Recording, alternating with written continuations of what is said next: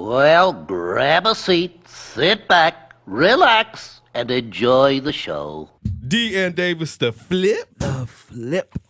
We got a lot to get into. Always make sure you check out Dan Davis' show. Make sure you check out No Zones. Make sure you check out We Are Regal Radio. Behind the headlines. Behind the headlines, I appreciate that, D. In the periphery, Josh Hicks is there, so make sure you check out In the Scope on We Are Regal Radio. We got a lot of stuff to get into. We're going to open up, talk a little bit about Nipsey going home, a little bit about that, and then we're going to go all over the world, do a little bit of politics, do a little bit of sex stuff. Also, lucky enough, in studio, we have DeMaz's Pop, Mr. Rose, in here with us. We always appreciate having someone's pop. So shout out to him. I am Kenneth Davis, and the next voice you always hear is the Chocolate Wonder himself. His name is D. DeMond Spurl. Hey, make sure you follow us on Twitter and Instagram at D and Davis Show. Once again, it's at D and Davis Show. Facebook.com/D and Davis Show. You on there. We're also on YouTube, D and Davis Show and D and Davis The Flip. So, hey, get our views up on that. Appreciate it. Share, like, and comment. That's definitely something we love to see. Facebook.com/D and Davis Show, as I said before. D and Davis Show at gmail.com, dndavishow@gmail.com. The show is on iTunes, SoundCloud, Google Music, Stitcher, and the TuneIn app. And soon, not even soon, we are on Spotify as well. So check out D&D Davis Show on Spotify, going through the War Media. War on Media. I think is the name of it. War Anchor. Yes, War on Anchor. There you go, on Spotify. So D&D Davis Show is there on Spotify as well. I'm on Twitter at Demons1, DEMONZE1. Ken is on Twitter at That's Davis. Executive producer of the D and Davis Show and D and Davis The Flip with Mr. Ryan. I had it in my head. Ryan God, say it, Ryan. Bukovetsky. I still didn't get it right. Bukovetsky. Boom, there we go. Follow Ryan on Twitter at Ryan B. Ski. We got... What? Because I'm going to get it. I'm going to get it. Ryan Bukovetsky. See, I got it right there, back to back. Sid's on Twitter at SidKid80. Josh is on Twitter at JHicks042. And one Mr. Tony Gill, who's not doing something being big time. He's in studio with us as well. That's when you big time. You just I'm a big time producer. Every day. I'm off the mic. I don't need this action right here. Tony's on Twitter at TonyGill670. Real quick, Tony, Jim Boylan said that you were his friend and called you Tone. You have feelings that are compromised about that because you say he's trash, but he's nice. I just don't know why you can't do both. You can be nice and be trash. I like Tony. That mother, he can't coach for nothing. I can't get close to him. I know one day he's for the streets. I'm gonna get him in the back when he get out. Stab you right in the back. That 2-3 zone sucks.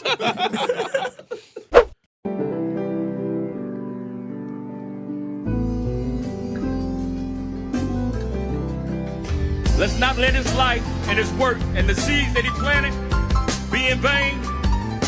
From this day forth, we will be a community and we will love again. Don't wake me now. Pass me over. See, you don't have to worry till my Savior comes. The work that his life will produce will go down in history as something that changed the world. You are a peace advocate, Nip. That's what you are. And the reason why I know this is because that's what I am. You know, real recognize real. I know what he is, I know what he was. And the marathon is gonna continue. Look at the love, look at the spirit. The late, great neighborhood Nip. Rest in peace, cuz. Neighbors. While most folks look at the Crenshaw neighborhood where he grew up and only see gangs, bullets, and despair, Nipsey saw potential.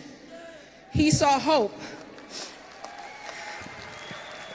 He saw a community that even through its flaws taught him to always keep going. Aramis, the love of my life. You know what it is. Grief is the final act of love. My heart hears you. I feel you everywhere. I'm so grateful that I had you. I love you beyond this earth. And until we meet again, the marathon continues.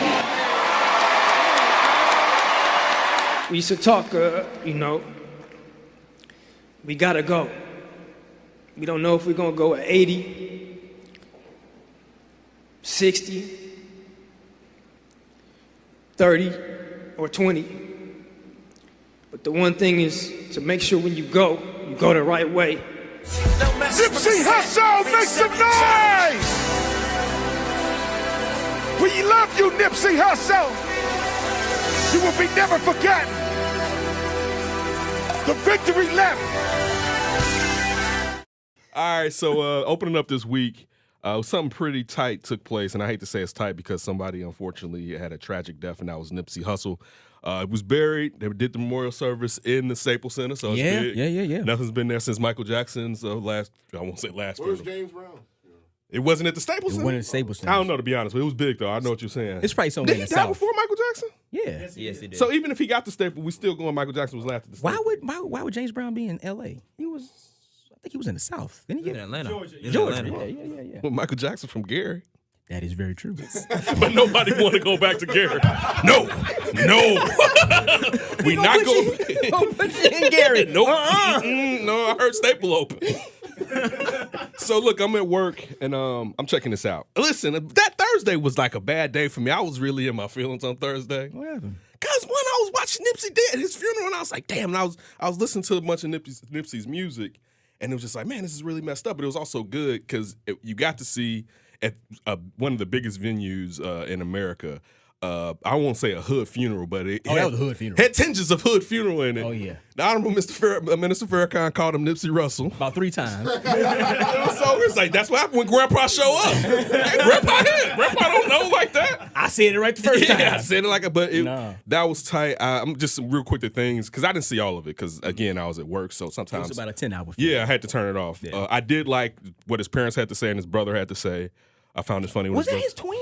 No, his older brother. Man, they look exactly alike. His father got strong genes. Yeah. Etrian genes. Yeah, I thought when we were showing pictures of them in the past, I'm like, oh, I know he had a twin brother. You know he about to go out and start doing shows as Nipsey Hustle reincarnated. We need this bread. But it was good to hear what his parents had to say. A lot of people have talked about how his mother basically said, she's still happy and she's still living it. We all kind of have to apply that. I like what his brother was talking about, being knocked out, and Nipsey was still fighting when he came to, and that's how one of the times he knew that his brother was down for him and stuff like that. I like that Lauren London was talking about. Yeah. I liked her saying at the end of the marathon continues. That's basically his whole narrative or whatever. That was tight. And Lil Wayne's son. Yeah, so they only have one kid. They only have one kid together. And he had a daughter, and then he has the youngest child with her. Okay, so the oldest daughter, one who didn't want to say anything, that was his daughter from a previous relationship. Yes. The little boy was Lil Wayne's and Lauren London's kid, and the little 2-year-old, I think. Yeah, about 2. He's about 2. Yeah. Okay. Yeah. So that with Lil Wayne's son, that was really cool. With Lil Wayne's son, look, great looking kid, and still you can see Lil Wayne in him too. Great looking kid. I was like, that's a cute Lil Wayne kid right there, or whatever. But I was pretty tight. And Snoop, I liked Snoop's too. Yeah, Snoop's was good. Snoop's was pretty funny. Did the game say anything? Was he there? I didn't see it. I saw YG. I kind of came in and out. I saw YG was up there, but again, it was just pretty tight for somebody who was probably going to go on and do a lot of big things and got taken out early. One thing I did want to talk about when this broke, we were talking about that Nipsey was there with his friends because the guy had just got out of jail for 20 years. Mm-hmm. That guy's in jail now. They got shot. Yeah. So that guy that just got out of jail, he's 56 years old. Think about this. And he's paralyzed from the waist down. He can't move his legs. But they arrested him because he was there with Nipsey, and Nipsey is a reputed gang member. So they picked him up 5 days later, and he's in jail right now. Are you serious? Yes. Wait a minute. The commissioner of the LAPD was holding back tears. You could say it was real or not, but whatever. He was really struck in a bad way when he found out that Nipsey. I'm about to call him Nipsey Russell. Damn, Farrakhan. Nipsey Hustle. Don't you damn Farrakhan. Nipsey Hustle had passed on, but damn, they couldn't give the old man in the wheelchair that can't do nothing, can't give him a solid. He was hanging out with a guy that shoot light, and now he got to go to jail? He's in the same facility where they're holding Eric Holder, the murderer, the alleged murderer. Oh, man. But too bad he can't walk, though, because I know he want to go kick his ass. Hey, man, listen. I'm going to take this foot right here. I know. Wheel me over there. But yeah, that was just, what were your thoughts real quick? Did you watch it? I know you don't love Nipsey Hustle, but how did you feel, Tony? You hate I did not watch it. I was working when it was on. Good. What? I got to be engaged with the show. and I was can't turn the BT in the studio, huh? It was the Master was on and the Cubs game was on. Oh, you So, that master you know, song. hey. So I guess I don't really have an opinion on it because I didn't watch it. You didn't watch it. You're not a Nipsey fan? No, you're not a Nipsey fan. He asked us for the songs. I'm gonna help you. I got you. D, he's watching the Masters instead of the procession. Ryan's like, yes, forget Nipsey. No, you're not a Nipsey fan? I really enjoyed Victory Lap. Okay. I wasn't like this big, huge Nipsey fan. I knew he was around, and I enjoyed his features, but I really enjoyed Victory Lap, though. Yeah, Crenshaw was the first one dropped his mixtape. Was it Crenshaw? Logic stuff in there. Can't get no time for Nipsey. Of course. Wasn't Crenshaw his first mixtape? No, Not it first wasn't his mixtape, first. but it was one of them. That was the one he right? sold for like $100 a copy initially. That's where I first was put on to Nipsey. But I knew his music. I was like a huge fan of his. Yeah. But Victory Lap was damn good. I know Melvin was Melvin is still crying. Man, Melvin, this hit Melvin. Really, when he texted us, he's like, man, is this how y'all felt when Tupac and Biggie died? I'm like, I guess. How'd you feel when Tupac and Biggie died? Tupac was more of, it wasn't a shock. Hell no, it wasn't a shock. Tupac got shot again. Yeah, he was like, he got shot again. Wednesday. Yeah, he got shot again. He'd be all right. Did any artists draw that type of emotion out of you guys? Nipsey definitely affected me somewhat. No, to the lengths of Tupac. Like and what Big? happened with Melvin? Yeah. Melvin changed his Twitter handle and everything. I think if I was younger, yeah. Yeah, maybe. If I was younger. Maybe Cass. Maybe one of them eventually move Any on. celebrity at all? Yeah, Muhammad Ali, if I would have done it for him. And you bastards didn't want to go down there with me to pay our respects. Yeah, who for you? Probably Michael Jordan when it happens. Really? Yeah. I mean, because I'm a the disrespect. The disrespect. The Ratchet. disrespect. Damn it, Tony. Why they making money off his father's death from behind the know. lines? Such a bad person, though. Can you come More on here and money talk off about his this? dead daddy. More money off his dead daddy. You're doing a podcast about his father's death. He's like, yeah, that guy ain't good. No, probably Michael Jordan. Yeah, well, I mean, as far as like sports, and he was a integral part of me falling in love with sports. So, I mean, looking at him from the mid 80s until the early 2000s, I mean, that was a huge, I'm definitely going to shed a tear. Huge part of my life. I'm definitely going to shed a tear. Yeah. But Muhammad Ali means more to me, and I wasn't even in my time. I I'm with understand. you. I don't know if it's the capitalism aspect of Mike that still makes it kind of like, but I love Michael Jordan. Yeah, I think Muhammad Ali meant more for us as a people. Yeah, so I can definitely, I felt some kind of way when Muhammad Ali passed away, but you knew he was sick for so long. It's like it was a matter of time. It would be something like we get a news break. God forbid this won't Jim happen. Brown. Look at you about to say something disrespectful about Jim Brown. I seen your lips. Your lips was ready to disrespect. He had CTE, G. He had CTE. No. Jim Brown meant a lot for the movement too. Maybe like a Michael. Bill Russell. Bill Russell should. Maybe Kareem Abdul-Jabbar. That might hit me a little bit hard. You know what I'm saying? Kind of losing people like that. Because they meant so much for us as a people. That's why. I don't think I've reserved that space for any celebrity. Well, I don't know if that's weird or not, but it's not weird. Nah, it's not weird. Because we all reserve it for family members. That's it. About outside of family. Outside of family. Yeah, someone that you're not connected to that could hit you that would affect you. So if Logic died, you wouldn't just jump out this window?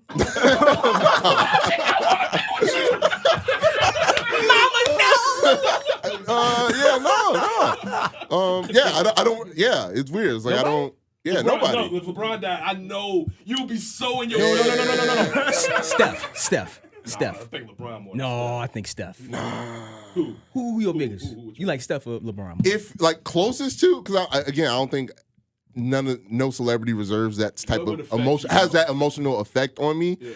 But closest to, probably LeBron. Probably LeBron. Probably well, that's LeBron, your guy. But that's your I guy. wouldn't be like, oh man. But you grew up watching LeBron James. We grew up watching Michael Jordan. If LeBron died today, Tony would be in his feelings. Wait a minute, hold on. We could probably attest to this. At least Sydney and me, Kansas City, and I can attest to this. When we found out Walter Payton was sick. To the people that really care about me,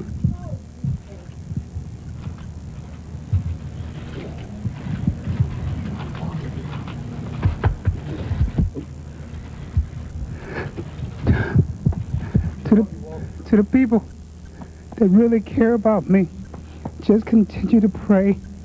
And for those who are going to say what they want to say, May God be with you also. So a very emotional ending for Walter. That brought an end to the news conference. That's his son, Jarrett, who had a news conference just last week to announce that he's going to the University of Miami to play football.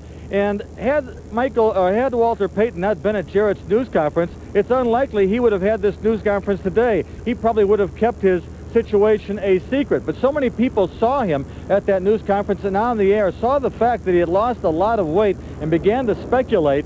That is why Walter called this news conference today. He wanted to end the speculation. He wanted everybody to know what his situation was. That was fast. And it was fast. Yeah. I think were we in college? We were seniors in high school. It was right before. Yeah, we were seniors in high school. I remember that I was doing a. Man, I feel like we was like a freshman in college. He's right. Yeah, we were seniors in high school. Yeah, he lived for about 3 or 4 more years after he announced it. Because he used to do the Mike North show. Right. Because I think he announced because he announced it on the Mike North show because he had his own show on at the time of Sports Radio 1160. He announced it in front of everybody. Of course, the Chicago Sun-Times had the headline the next day. Hell yeah, I'm scared. Wait a minute, hold on. But Mark Giangreco, remember when he walked in on that press conference, he was like, man, what happened to Walter Payton? I could probably take him. Right, and that's no what one knew at the forced him. time. That's what forced him to reveal that he had liver disease? I believe cancer. Yeah. Because he was at the Mayo Clinic. It was some type of cancer, I believe. Yeah. So when I could say that, when we found that Walter Payton was sick and then we saw him and then he died, I remember seeing Jared, although we didn't know Jared then. Yeah. I remember seeing Jared hugging him. Yeah. Because we all about the same age. We was in high school together. And then man, how many more years? Maybe 3.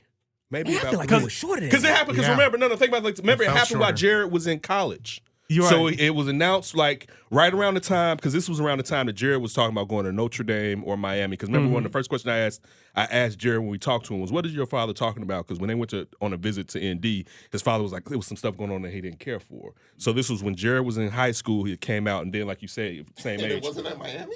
And no, when he was at Miami, that's when Walter died. Because Jared, you talking about shenanigan things going on. Yeah. Hey, you, don't you talk about the you like that, brother. Yeah, slow down. And the U doesn't bathe itself in the cross either, though. I know, right? It's totally different ethics when we talk Tony's about coming out guns blazing right now. LeBron! Yeah, because here's what happened at the time what Kim was about to say. It was supposed to be originally, Jared was supposed to announce that he was going to the University of Miami. When Walter died in November of 99, Jared was already in college. Yeah, he was in college. Because he was talking about he wasn't going. I think the last time I was at the sports feed, maybe, I don't know when it came back up, but Jared was talking about he wasn't going to go back to school. And then he decided to go back to school initially because I think maybe in the time before, but I think what was the fullback of the Bulls? The Bears. Matt Suey. Thank you, Matt Suey. I think it was something like maybe Matt Suey and some other people that was like, yeah, go back. His family told him to go back and stuff like that. Yeah. So he went back to school. But yeah, it happened from high school era. It happened in like a 3 to 4 year span, basically. Yeah. Walter Payton was huge when that happened. Yeah. That touched a lot of people here because kind of grew up watching him play and how great he was. I mean, he owned the city before Michael Jordan. Yes, I mean, it was Walter Payton's city. So I don't know. I think at least for me, Sid. That's I mean, a you good definitely, one. Josh. I could throw y'all out there, Ryan too. Like who will be a celebrity? But I think probably Michael Jordan for me. Yeah. Man, I'd probably say like the Michael Jordan, LeBron, J. Cole or Kendrick, Jay-Z. Yeah. Damn, you were doing a lot of crying over there. I'm not, but I'm talking about from an emotional standpoint. I don't cry. I don't really cry like that. But if I'm talking like, that may put me in my feelings. Kendrick, go away. J. Cole or Kendrick, which one more? Which one more? Yeah. Probably Kendrick. Oh, thank you. I would like that. Probably Kendrick. 3 more tears for Kendrick over I think Jay-Z would be a big one for me too. I Jay-Z can was understand that. Jay-Z, Especially seeing his growth. Yeah. Yeah. But you know what? Getting back to your original question though. Yeah. See, I'm sorry. It didn't get your dad, man. I don't know, man. My pops is kind of like Tony. I'm like, I don't know nobody. Tony don't like over here. I know my pops. He ain't gonna like nobody. No DJs from back in the day you grew up listening to? Nobody. Okay, there you go.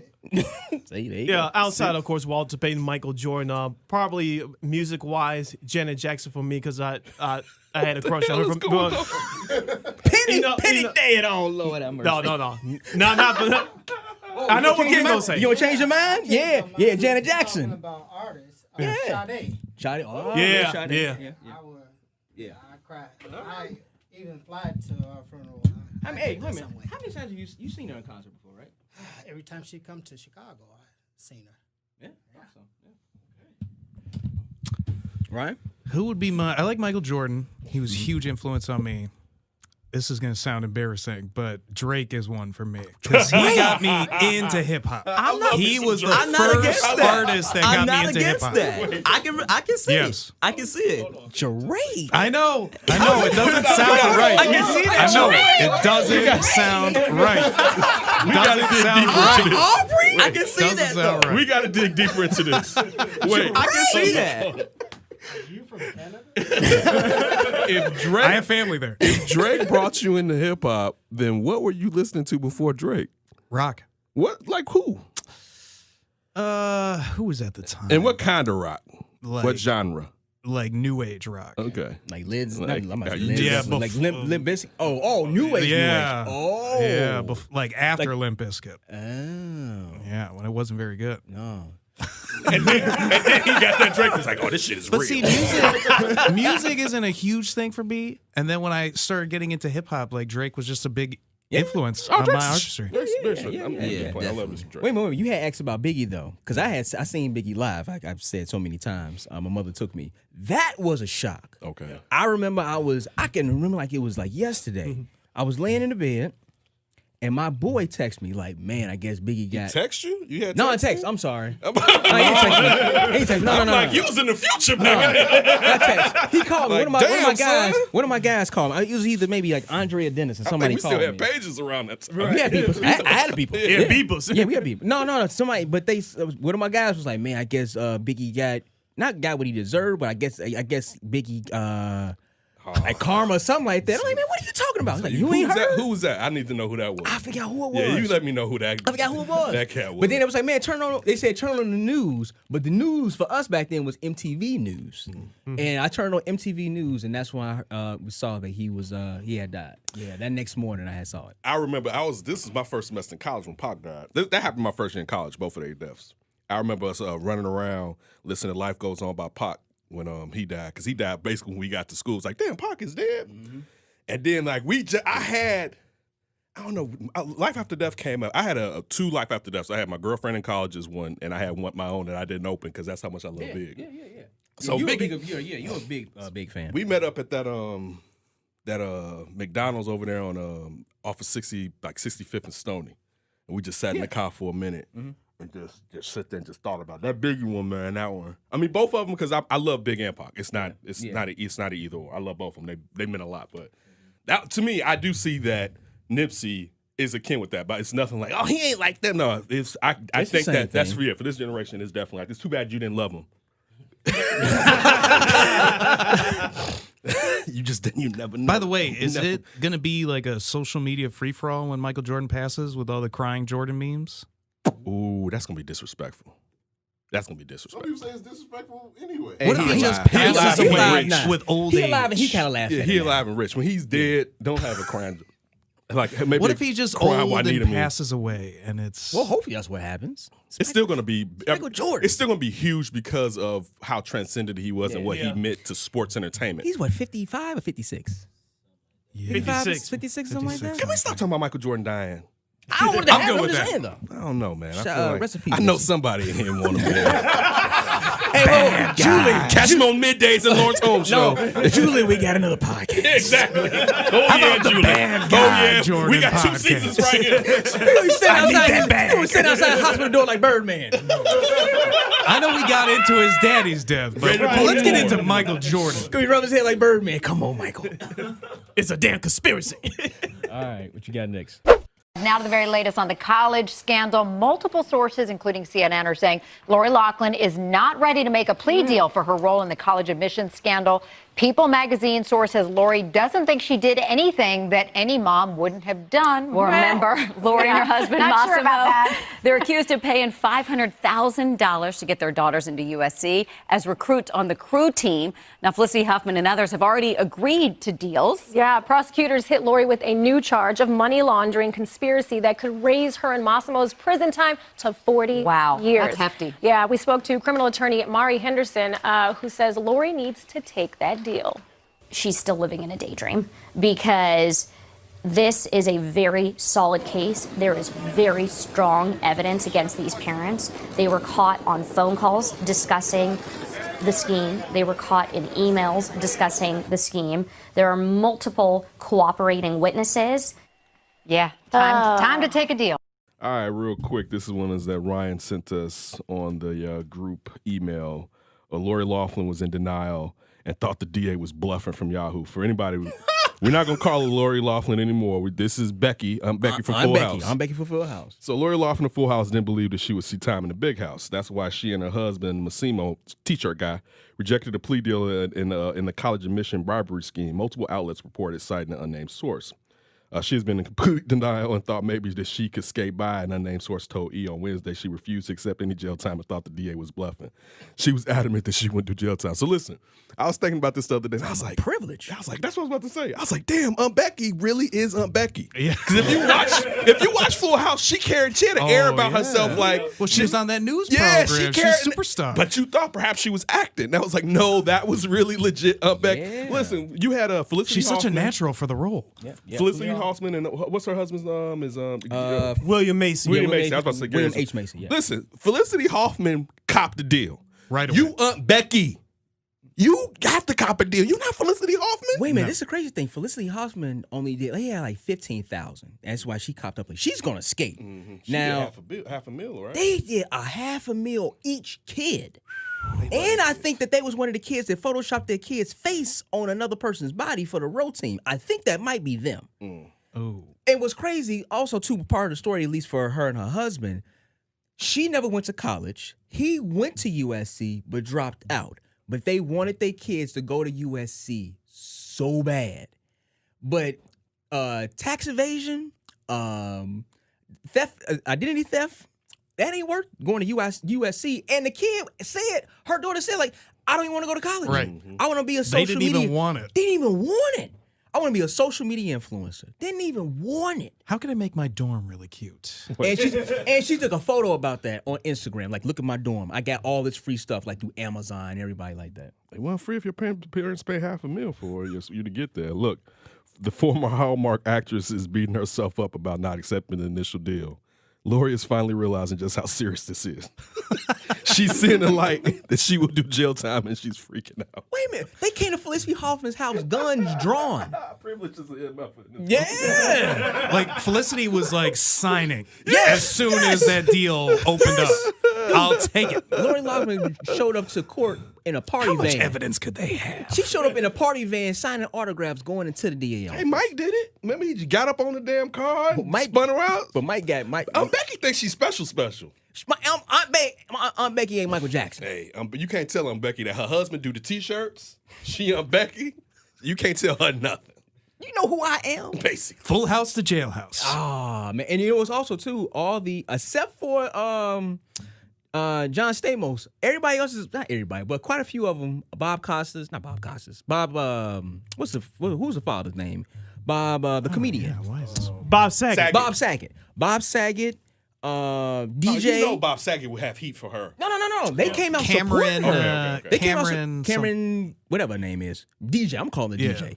She came out and she supported her, and it's like. But who didn't? You saying John Stamos didn't support her? John Stamos ain't. He said he was going to come back. He hasn't gotten his official statement together yet. He's smart. And he was together with Bob Saget when Saget gave his statement. She must have burned that bridge. Maybe they could have had a thing Stamos together. Bridge. She burned that Maybe. Stamos bridge. Maybe. He's I don't like how you left things. This is very important. We got to talk about this. This dark side of American dream is killing white men. USA Today. Ryan. Suicide is steadily increasing. I know this is a PSA to Ryan. Suicide is steadily increasing from 10.5 deaths per 100,000 Americans in 2000 to 14 in 2017 statistically, an area that's roughly the size of the metro of Detroit City. That means about 600 people killed themselves in 2017, about 150 more than 2000.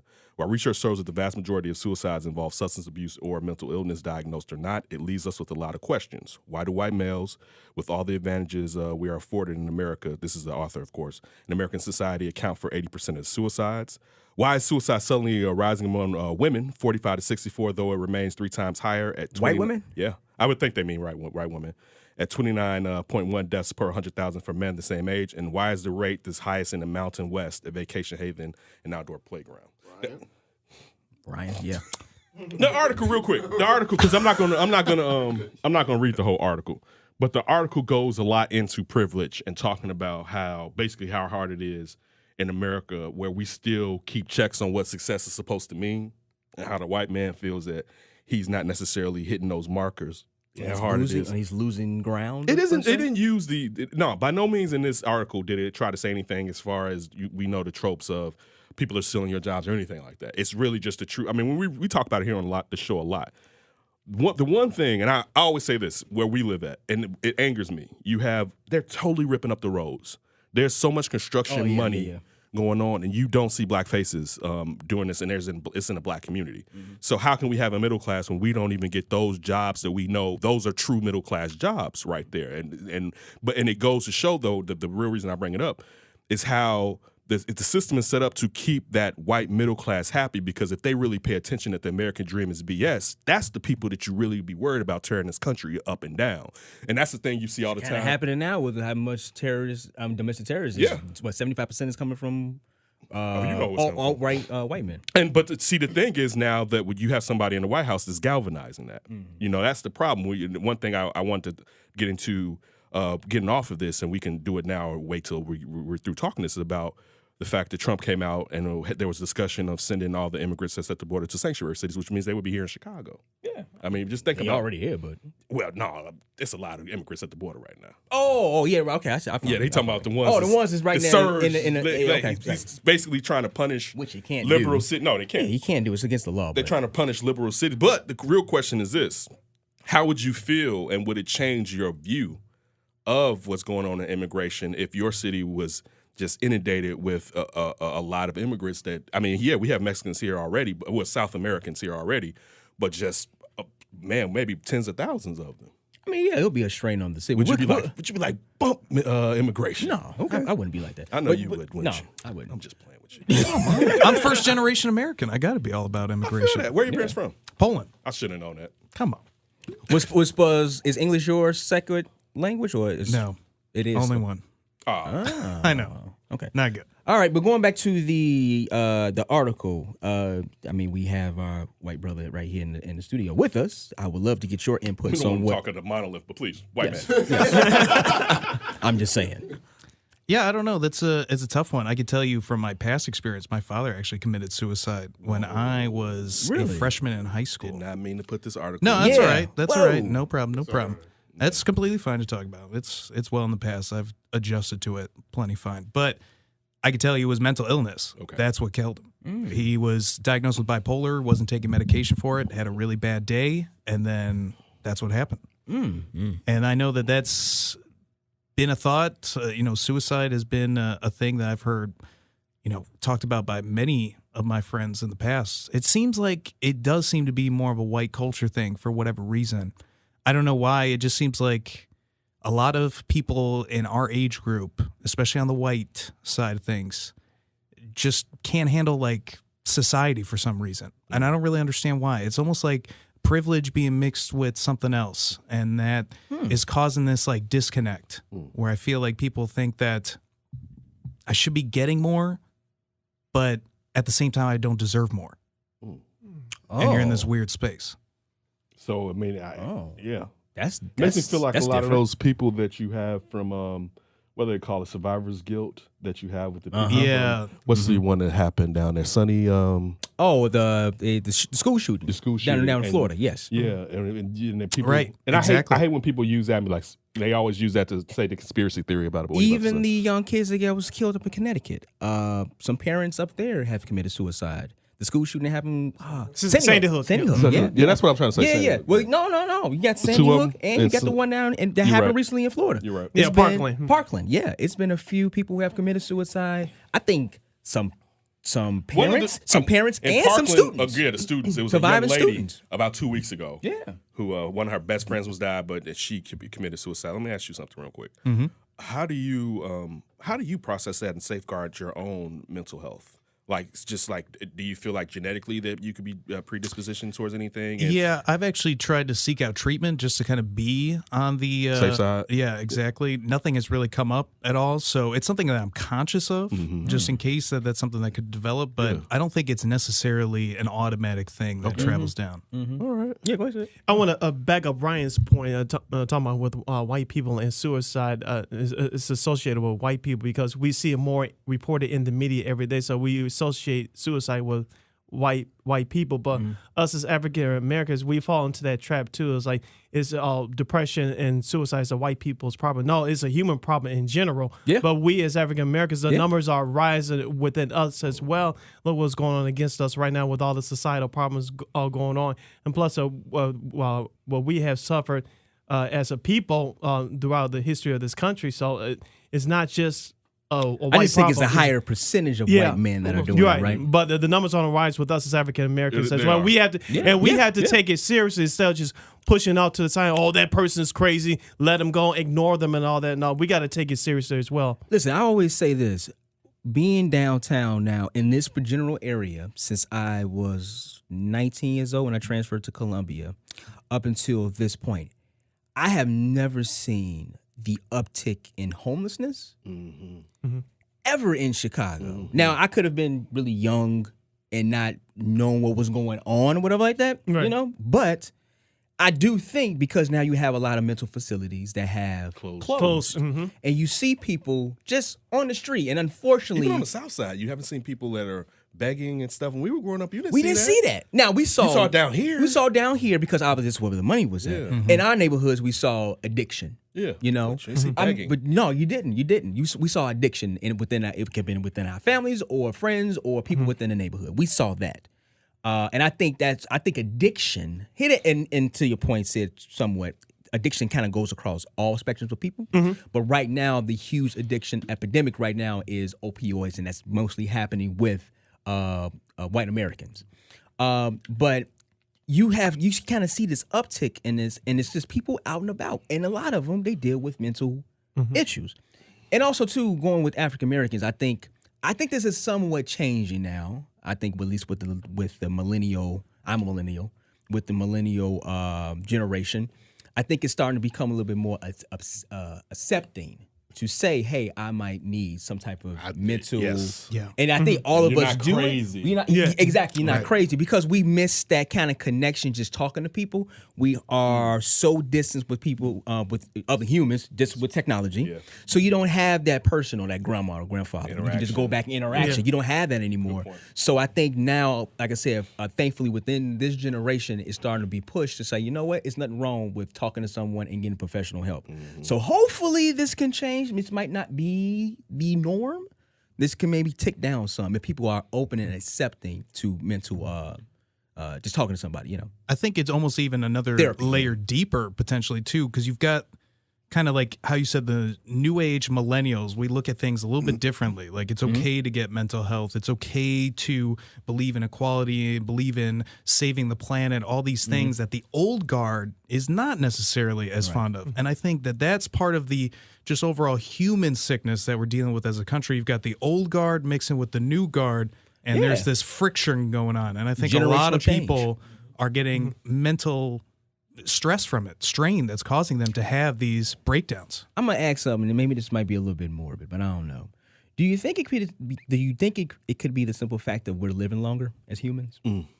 That could be too. Because I would think in the past, people didn't live really past 60. But I'll say, know, I think it's also, and they have to worry about things like this. But now people getting like the 80, it's kind of like we got to think about the environment. Like, why are you thinking about this damn planet? You ain't gonna be here when it's gone. But you should think about the planet. Then. But I'm just saying, not though. Saying you saying no. I'm just saying, like, from a generation, from a generation. Why would you burn the planet down because you're not gonna be here? I don't get that. I'm not gonna be here. Let's use all the natural resources. Clean it up. Yeah, like, I don't get that. But typically, who do you hear that from though? An older generation. It's one's like, man, that environmental stuff, that ain't nothing.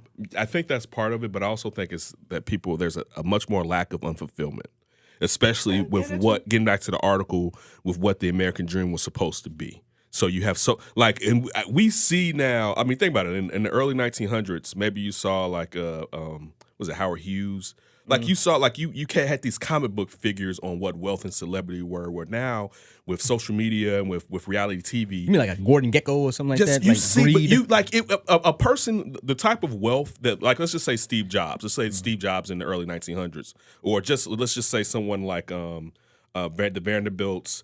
You look at Carnegie's. Yeah, exactly. That's what I'm trying to get Fords. to. Yeah, all of those Yeah. people. To a certain degree, the common man knew he wasn't going to be them in the most place. But even if you look at like Donald Trump and reality TV, and you can look at the Kardashians, and just this fake world that we're living in, Mhm. that You think you got a can't- chance. You can't attain that anyway. Yeah. And people, people are living off of someone else's what may be their lives, and looking at their own lives and feeling that their lives are somewhat pitiful. How many? I've talked to this. Good point. My coworker. She is 24, and she was like, I had to get off Instagram, or at least take a step back from it, because I would follow these people, and it would make me feel like my life wasn't fulfilled. That's true.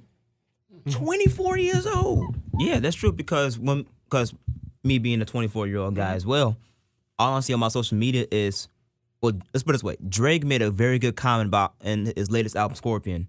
I think the song's called Emotionless, where he kept on saying he knows people that post pictures on social media make it seem like they're still on the go.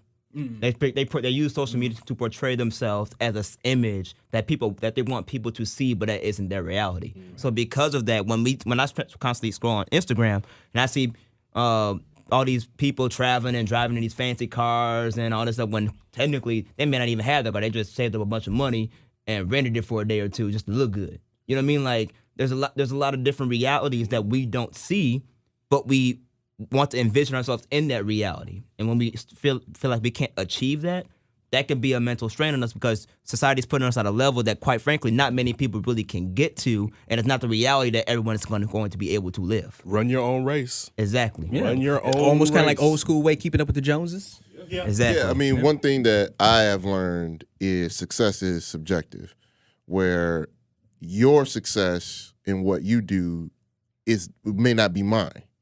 My view of success may be having a family and raising my family right and doing other things. Your success may be pursuing a career in something or doing something else. Everybody's success isn't the same. And people have to remember that. Like, everybody's different. Everybody is here for a reason and for a purpose, and it's different for everybody. So yeah, we have to keep in mind that even if you're on social media and you're looking at these people's lives, people aren't going to put out the worst of themselves on social media. They're only going to put out the best of themselves. So you're only seeing the best parts of that person's life. If you do that, it will look differently than what you're going through. So just keep that in mind. If you're on social media, don't take any of that seriously. You know, if you're on social media and you're following these people, they're only putting out what they want you to see. Yeah. Run your own race, man. Yeah. Cities in the United States get very excited when they're going to have major sporting events, but there's a dark side to those events. And I bring in Steve Christakos from our sports headquarters to talk about it. This story is alarming to those cities because you get excited about having the Super Bowl and the draft and everything else, but there's a dark side that comes with those. There is a dark side to major sporting events all over the U.S. There's an issue that involves human sex trafficking, and at the most recent event, the Final Four in Minneapolis over the weekend, a sting operation over a 4-day period was conducted, and it resulted in 58 people being arrested. Now, 47 of those were for felony solicitation of a minor, and then 11 was for promoting prostitution and sex trafficking. So the one silver lining here is that 28 people were rescued, including one minor. So 28 prostitutes that are forced into this lifestyle, being sex trafficked, were rescued, and there are an estimated 40.3 million worldwide that are forced into this. And you hear about these, you hear about it at the NFL draft, you hear about it obviously at the Super Bowl, the Major League Baseball. Do we yet know who's organizing it and who's actually targeting these type of events? It seems to be the same, they call them pimps, the same 20,000 or so globally. They travel over to different events where there's usually large groups of men away from their wives or girlfriends on vacation. They target them because they know they might be customers for this type of... I'm about to say, do we ever expose those people that turn out to be the customers and obviously hopefully teach a lesson to future ones not to go down this road? Yeah, Minnesota police announced the charges, so those will all be public of the people arrested for this. And we also saw it at at the 58 were at the Final Four were arrested, but at the Super Bowl this past in Atlanta this past year, over an 11-day period, 169 people were arrested. So you're seeing this a lot. They also target places like the Auto Show in Detroit, like you said, probably the NFL Draft in Nashville, NBA All-Star Weekend, and the FIFA World Cup. Well, going forward for this, I think what we can do is obviously keep your eyes open to it. Everybody knows about sex trafficking, but you go to these events, you don't expect to be looking at, you don't think of the children that might not want to be there and what they're being there used for. You just have to kind of, if you see something, say something like you would do with terrorism. You're going to do if you see something that just doesn't feel right, it's always better just to report, just to check and see. Very true. And a lot of these people are caught online. The majority is from online solicitation, where the officers pose as a minor or as a sex buyer, and they arrange to meet up with them at a prearranged place. And when they show up, they arrest them. And these are just for the fans. We don't know yet. Hopefully there's no partaking by the actual athletes that are involved or anyone involved with this athletes itself. A story from recently from South Florida comes to mind and those sorts of things. Thank you so much for following us. Keep up with this and let us know if there's anything we can do to make sure this stops at these types of events. All right, this is from D. Final Four sex trafficking sting operation leads to officials to 58 arrests in Minneapolis, CBS Sports. About 6 people face felony charges after Minnesota Department of Public Safety Task Force conducted an undercover sex trafficking sting operation during the Final Four in Minneapolis. It's cold up there, man. Investigators with the department's Bureau of Criminal Apprehension, the BCA, posed as minors and sex buyers as part of the that's messed up. According to the public safety release, it led to 58 arrests, 47 of the possible charges of solicitation of a minor, and 11 of possible charges of sex trafficking and promotion of prostitution. Additionally, the task force rescued 28 victims, including 1 minor from a trafficking situation. Damn. Do we know if Robert Kraft was in Minnesota? They flew him out right away. Robert, you got to get Robert out of here. Just on the chain spinning. Yeah, spinning, just running out the back with his shirt off. Well, any country, pick a country. The Super Bowl and the Final Four, I think, are the two biggest events for prostitution here in America. Right. I mean, they fly. Pimps was coming up. They fly women into these scenarios and these events knowing what's going to happen. I know we discussed this before, and I think Tony had mentioned this. We were talking about the Robert Kraft thing, talking about, well, would some of this be, would some of these things be removed, if you want to say, if prostitution was legal? No, you still have people bringing minors up. You still have the whole thing. Not all, but some. I'm sure. Some people still bringing fresh. I know. It'd be dumb too, because why would I take a risk on this illegal activity when I can go across the street where it's perfectly legal? Because you can't. Someone who has a taste for minors can't have that. Well, they need to go to jail. But you can have that. Like, hey, this person looks like she's 13. And there you go. I was watching. So R. Kelly's really taking notes. If they make it legal, somebody can specialize. Tony, don't give R. Kelly any ideas, man. don't give R. Kelly any ideas, man. Tony, take Tony off the microphone right now. Real pedophiles would know that that's the truth. You 18. No, I was watching Game of Thrones last night, right? And it was the episode where Arya was in the city with the many-faced god, and they sent her to kill somebody, and she didn't kill the right person. She killed the dude that was a pedophile.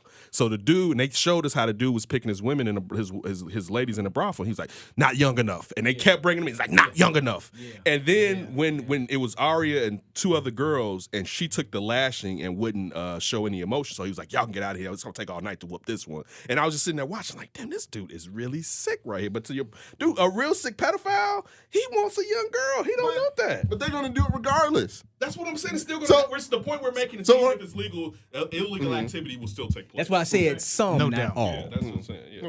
Look at you just trying to help him. But you wouldn't look like one. I have a little cousin. She is, you asked me how old my brother was. My brother's 30, she has to be 30. But she is about maybe 4'9", and she looks like she's 39, but if you see her, you would think she's about 17 maybe. Like, that's just how she's built. And I've always been weird by it. She has a kid, and I always been like, who is sleeping with you? I love my little cousin, but it's just like that. I mean, look at he may have fallen in love, but I'm like, she looks like is this somebody that's found, like Tony said, the found the youth is. I know I can take care of my problems. She works. It fits. I'm out. Oh Lord, that's all I got. Oh my God. Wait. Go ahead. Yeah, go. Yes. Is it just? Did anybody of note get caught with this, or is just because it's the Final Four? Yeah. They just bring them in. Goes up. I mean, yeah. I mean, you like I said, the Super Bowl is the Final Four, man. They know it's going to be a lot of guys there. Like maybe even some women they might like this. Whatever. Because I don't think it said male or female victims. I think it's safe to assume it's mostly male. Yeah. No doubt. I'm just saying though. You wherever floats your boat. But no, they just know they're going to be there. And like I said, I've seen plenty of discussions around this. Like, okay, listen, if you legalize it, not saying it's going to stop all. If you legalize it, will this kind of act? Will it drop? Some sort. You know what I'm saying? Because now that young woman can just go work for a particular company, or she could be entrepreneur, just do everything herself. Will this change anything? Particular company. Hey, I'm just saying. That's what we call it. A particular company. A particular company, yes. She chose me. This is my company. You go to the Bunny Ranch, they still got that in Los He Angeles. did. I mean, yeah, I know he did. But I mean, but they still have it though. I mean, it's if you do want to lead, if you want to lead that lifestyle, it's just weird that one part of the country can do it, but like the rest of the country can't. It's just weird to me. It's like in Vegas. Yeah, it's like then just make it illegal across all the states. See, I don't think it's like straight up legal in Las Vegas Just though. the county. It's outside of the city, but the county. But any part of the United States. I understand. It's just weird to me. Right. I mean, but it goes back to what we kind of talked about. You said middle class jobs. Is that a middle class job? No, not prostitution. That probably be prostitution. You want it to be that way. Yeah. If it's done right. If you got the good stuff, like that. No, I'm saying the simple fact of on the law enforcement side, you have to have somebody to arrest. You have judges, you have jails. All that is being maintained primarily by middle class people. And if you stop that, that'll be something that's taken away from their job. But isn't that like a waste of? To me, if you can a waste of resources, if you can make this legal, that seems like that will take. It doesn't seem like a very prominent issue that judges and the Bible Belt. You think the Bible Belt's gonna be like? No. I'm talking about in terms of serious crimes. If two consenting adults engage in sexual activity, and it's illegal to do so. Do you know in exchange for goods? It just seems like it's a waste of the government. They could be focusing on more prominent issues. But this is my point. But this is my point, though. By you making that legal, you taking food off of somebody's table. Yes, that's the problem. That's like the drug war. Because, That's what he said. But think about it. Like if you think really when we're talking about our areas and how young black males can get popped for anything, and we also talk about the prison industrial complex. Those are like college towns. That whole town is built off of those people being in those jails, the officers, the clothing, the food. A jail shut down, a whole city shut down. Yes. So what he's trying to say is you're right. Yeah, you're right. But also you can say this with the NCAA. Why does the NCAA want to give the athletes money? Because they like the system that they built and they're keeping it all for themselves. Again, going about the middle class having on blinders, the last thing they want the middle class to wake up and be like, wait, you telling me the only reason I got this job is because we're sitting here and we're arresting people we probably shouldn't be arresting, and y'all really didn't mess me over already in the first place? Treating your fellow countrymen like cattle, in a sense. I mean, I was watching Joe Rogan's podcast, and he was interviewing a comedian, right? And the comedian was telling the story about how he got pulled over. They said out in Utah, and you was just in Utah not that long ago, right? Yeah. So they have drones out there that will catch you if you're speeding. Whoa, that's wrong. Yeah. I was going to actually shoot. I know you probably weren't paying attention. Not saying you got pulled over, but they have airplanes, probably drones, that fly over the area or probably that highway because there ain't nothing really out there. And they I guess throw a signal to the police officer on not on foot, but in a car, and they'll just come out of nowhere and they'll pull you over. That's how they get. That's cheating. But this is the thing though. So Joe Rogan said, like, yeah, man, that's so crazy. You know what I'm saying? Because police officers, you have this bad tension with people, and people look at police officers in a bad way. Although we do need them, obviously we do, but they're used as revenue collectors, and they look at people as revenue. Right? So he said he asked a cop. He said, man, listen, what would happen is across America, everybody say, you know what? We're not going to speed. We're actually going to do the speed limit. There'd be a lot of money wouldn't be coming in. He said they'll start firing police officers left and right. A lot of money not coming in. Left and right. He said because where is the money coming from? We don't need you. And that's the way people are treated. And that goes back to this talking about prostitution. Look at the red light cameras and how disproportionate they are. Oh, my God. Think about it. If you really want to make red light camera money, you will put them up downtown because people go through lights all the time. But you don't want to mess with that downtown money, do you?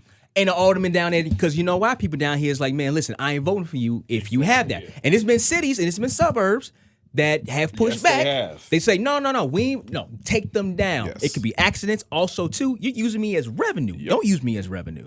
And they have to take them down. But that affects the crimes, the natural habits that are made into crimes. If you was to say, well, that's a natural habit, I'm not going to arrest you for that.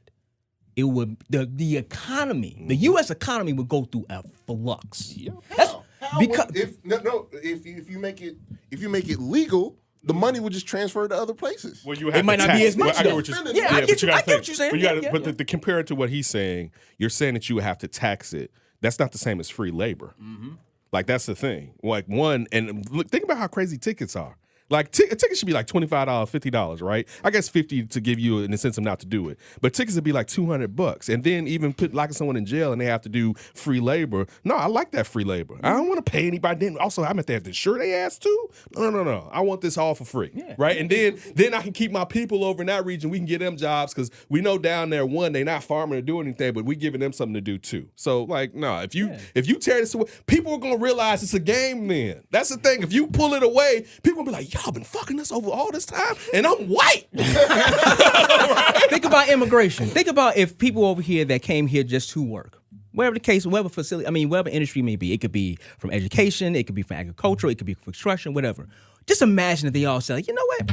We're not going to go to work for a week. Now, obviously, it'd be hurt them personally, but if they wanted to send a message, the U.S. economy will go into a flux. You know why? Because that's cheap ass labor, and as we all know, this country was built for free. So it's still there. They're just paying a little bit more. But now we have criminalized natural habits. Sex. People are going to take drugs. They're going to do stuff like that. That's a natural habit. But if you say like, you know what? The morality of it, the chaos. No. We can't have that.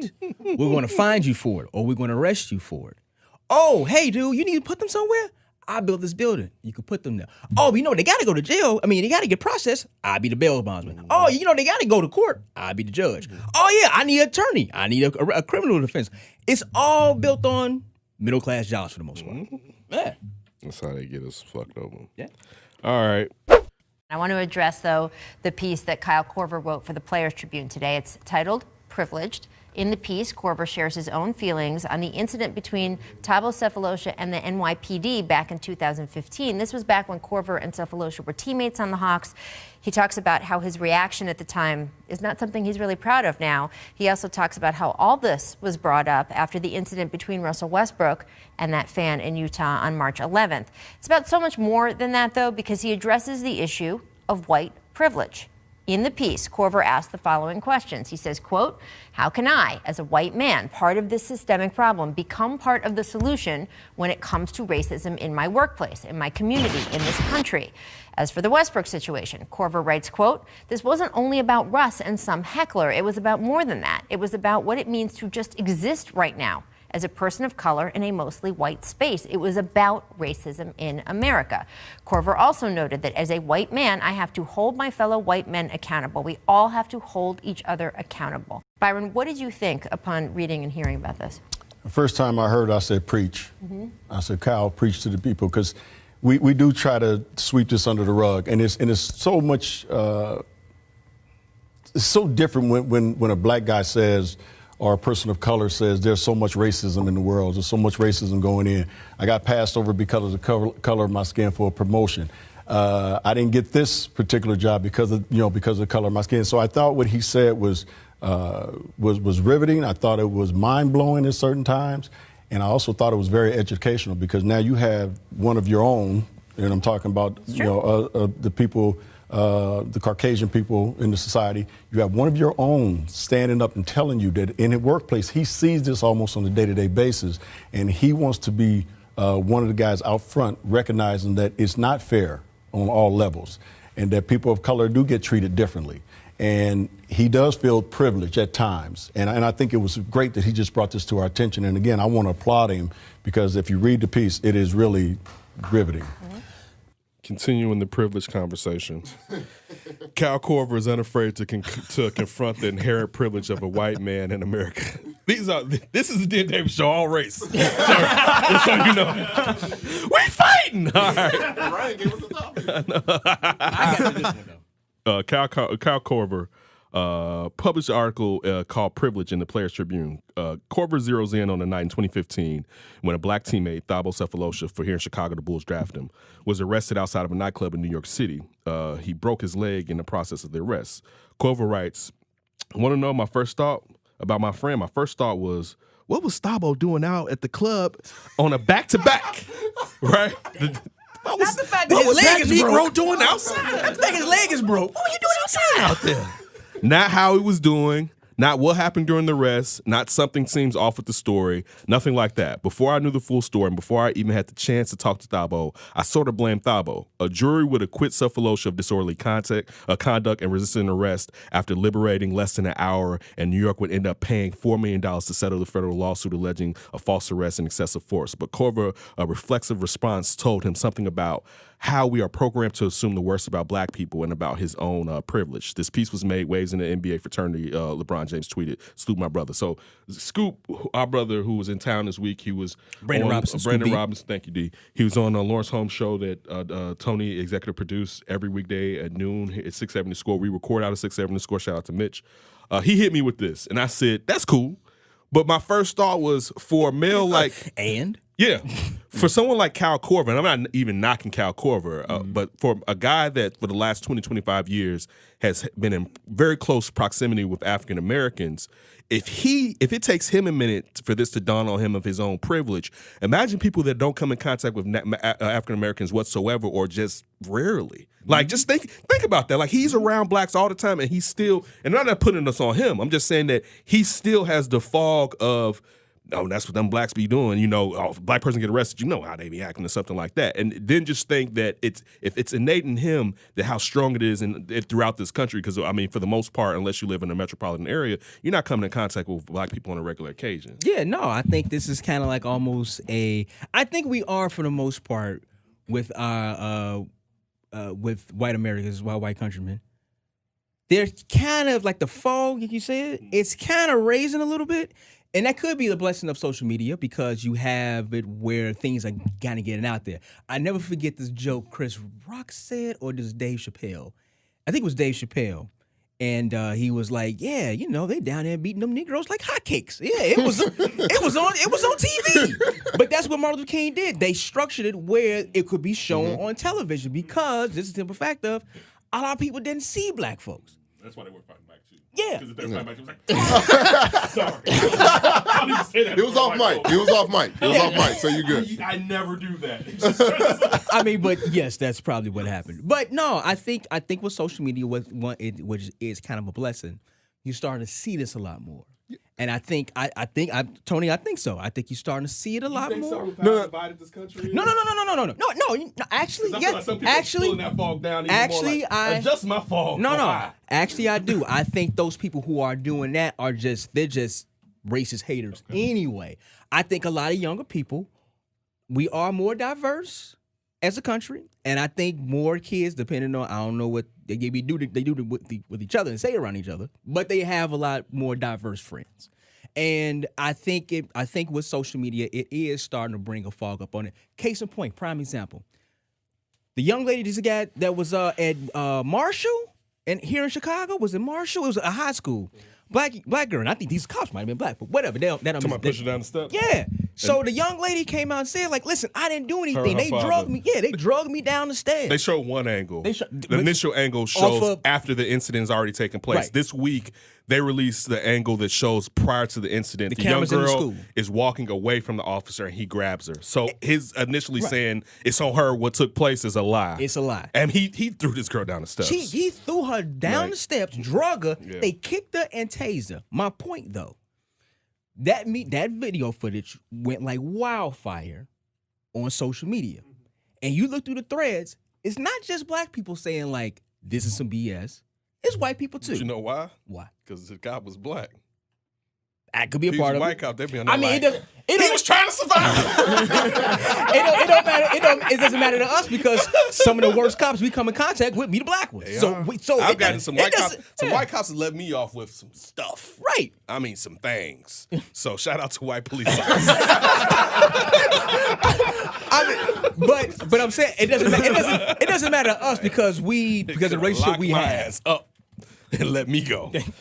But I do think with social media, like, you know what I'm saying, that is kind of changed. That is kind of changing. Yeah. I think it has. Yeah. That's funny. I was just having this conversation with my old man last night. Okay. And we were just driving in the car. I think we were going to the spot, Portillo's. What you get? What y'all? The spot. That's what y'all call it out there?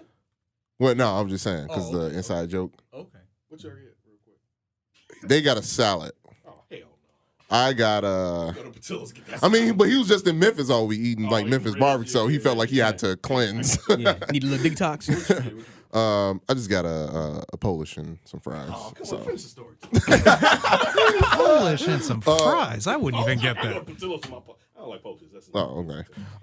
And I was like, if I was a white person, like, and I had just this ingrown innate thing, like I'm better than this person just naturally, like how hard and how long it would take for me to get over that mentality that now I have to view this other person that I didn't before as equal to me. Like, that would be extremely difficult. Tony, it's downright earth-shattering to people. Like, you collapsed my universe. What'd you say, Ryan? It's downright earth-shattering to people. Like, you collapsed my known universe. That's how hard it is for some people to get over that thought. And your reflexes would, I mean, even if you're being cognizant of it, your reflex would be to go back to it. Because you're going back to what it would be. It's comfortable. Like I've always said, if you told me if it was flipped and I have all the power and y'all like give me some, I'm gonna be like, how much you trying to get? 50? Right. I mean, think about it. I think in some cases we can look at it. We all men in here. Think about the simple fact of like women. Women have generationally have never really had any power. You know how many people are going crazy because women are actually standing up and just saying something? Right. Look, women. Hold on. In the U.S., on the floor of the U.S. Congress, I forgot who she was, white lady, a congresswoman, was talking about, I don't know if it was abortion or, no.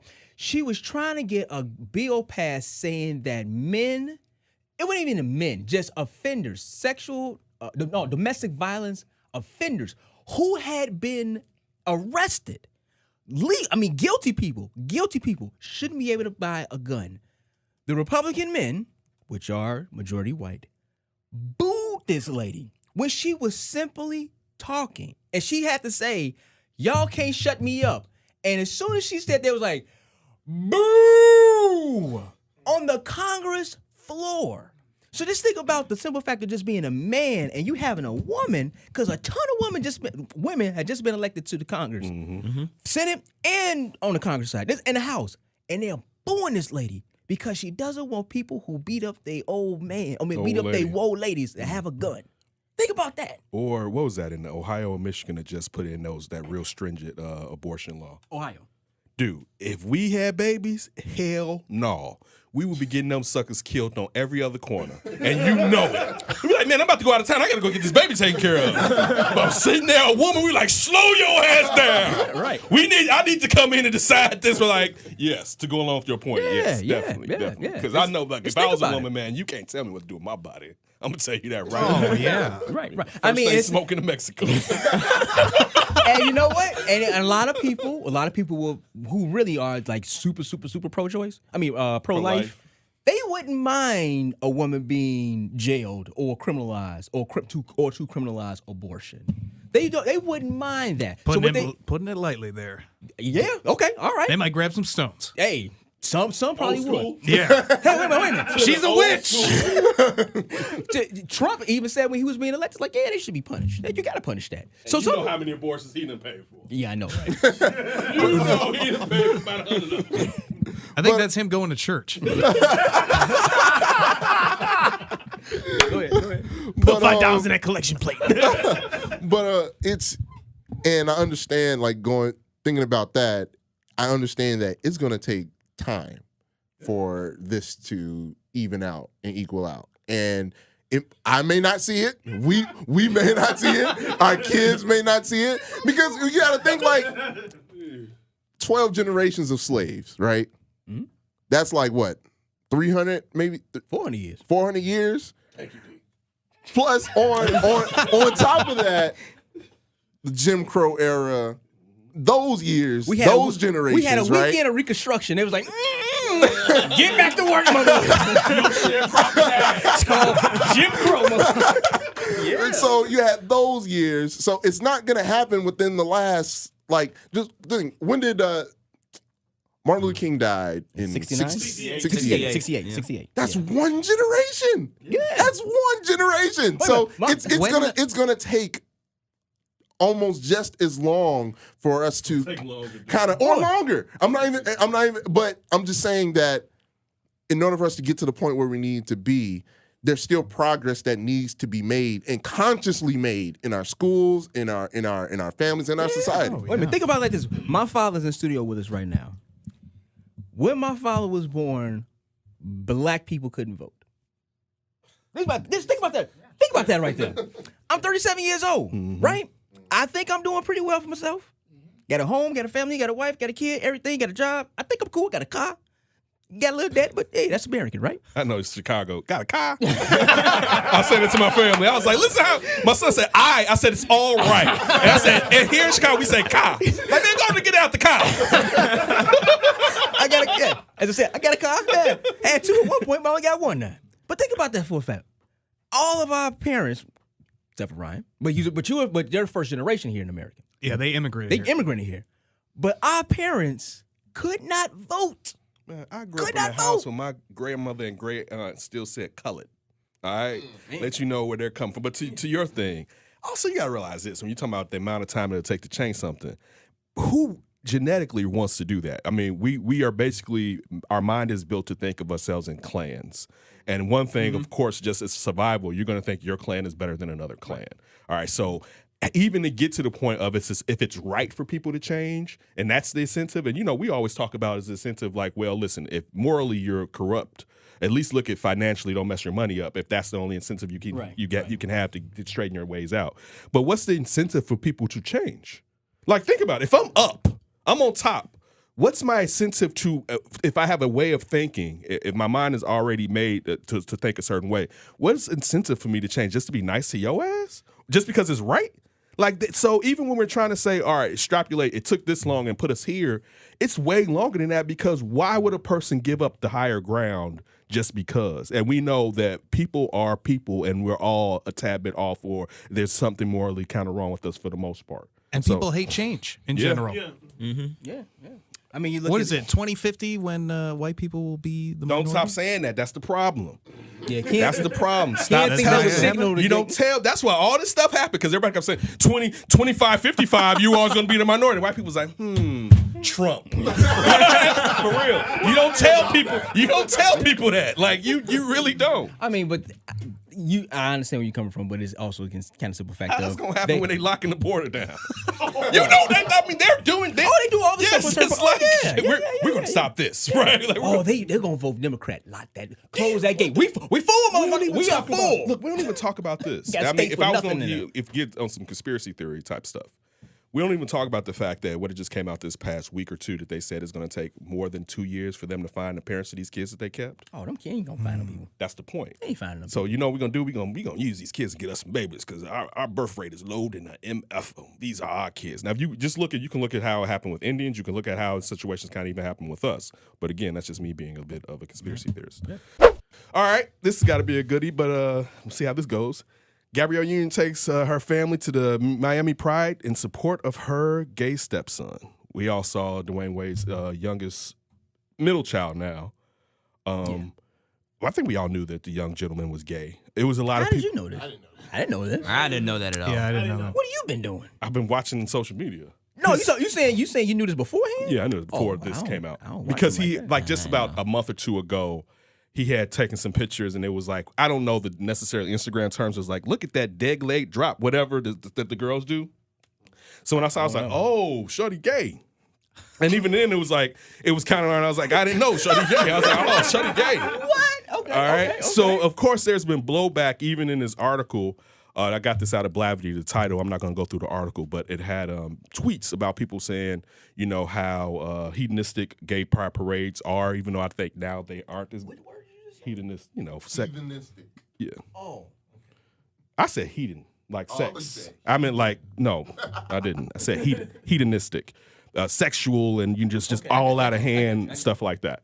People think both. Thank you. Right. But now people, I think even here that's kind of been stripped down. It's not necessarily like that, but people were just talking about that. And I mean, I have a son. I'm heterosexual. I prefer for my son to be heterosexual. If he ended up gay, I would love him regardless. It wouldn't stop me from doing it. But your son is a reflection of you, so you would want your kid to be the better of you, I would think, in a way. So my thing, and the reason I put this in there, how young do you think, or how would this work within you and your family dynamic? One thing, and it's funny, I was talking to somebody and they made a great point. It was my coworker Courtney. So I'm like, yeah, we all got that cousin. I have a cousin. He's passed now, unfortunately, R.I.P. But I knew from I was 3 years old, he was gay. He's an older cousin, but it was clear he was gay. I also felt it was sad that in a way he never really lived his truth to a certain degree, even though he was effeminate as fuck. But he never really lived his necessarily truth. But then I'm talking about if it was my kid and how would I be able to handle it, and at what age would I be okay with it? And I mean, this is props to them if this is work. I mean, it's props to them in general. This is me looking from a naive mindset. But how would this work out in your family? I don't think Chanel and I would care. Y'all just wouldn't care whatsoever? No. Fuck it. No. You'd be like, you that open with it, dude? No. I am. Okay. I mean, it wouldn't. Listen. I knew it about the age of 9, 10 years old. Like, oh yeah, I like girls. And he's how old is he? He about 10, 11 years old. 11. I think about that time you kind of figure out who you are. And also too, I mean, no, listen, it's the same thing that you said about if Kenton or any kid, any one of your kids, was like, yeah, I mean, you're not gonna it wouldn't not be my love preference them. Though. No, it wouldn't. I'm not.